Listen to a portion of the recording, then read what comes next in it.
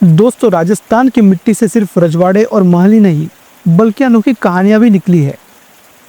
आज की कहानी एक ऐसे राजा की है जिसे एक छोटी सी बोलने वाली चिड़िया ने सबक सिखाया। तो चलिए शुरू करते हैं। The king and the talking bird.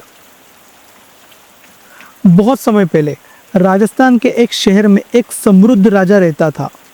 उसके पास सोना, चांदी, हाथी, महल, हवेलियां सब कुछ था। लेकिन एक चीज की कमी थी, उसके दिल में दया और विनम्रता नहीं थी। राजा अपनी प्रजा से कठोर शब्द में बात करता था और हमेशा गर्व से कहता, मैं ही सबसे शक्तिशाली हूँ, मेरा ज्ञान और समझ सबसे बड़ा है।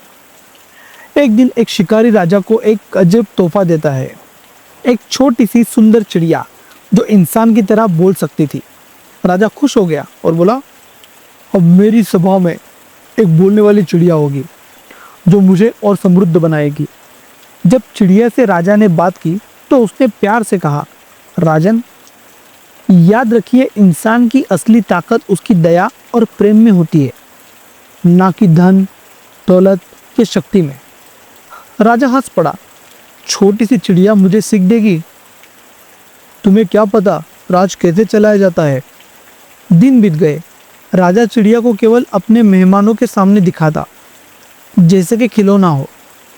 एक दिन चिड़िया ने कहा, राजन, मैं आपको एक उपहार दूंगी, लेकिन एक शर्त है, मुझे आज़ाद कर दीजिए।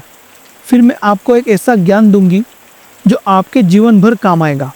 राजा ने सोचा कि एक छोटी सी चिड़िया भाग जाएगी, पर मैं इतना शक्तिशाली हूँ, मुझे क्या नुकसान हो सकता है। और उसने चिड़िया को छोड़ दिया। जैसे चिड़िया उड़ान भरी, उसने राजन से कहा, राजन, कभी भी अपने अस्तित्व पर अहंकार मत कीजिए। जो शक्ति आप समझते हैं वो पल भर में छीन सकती है। और कभी भी छोटे लगने वाली चीज़ों को कम मत समझना। कभी कभी सबसे छोटी जीव से भी सबसे बड़ी सीख मिलती है। राजा गुस्से में गरज उठा, अरे मुझे धोखा दे दिया, तुम तो मुझे एक खजाना देने वाली थी। चिड़िया मुस्कुरा के बोली, मैं तो आपको दुनिया का सबसे बड़ा खजाना दे चुकी हूँ, ज्ञान का। अब ये आप पर है कि आप इसे अपनाते हैं या नहीं। और ये कहकर चिड़िया आसमान में उड़ गई।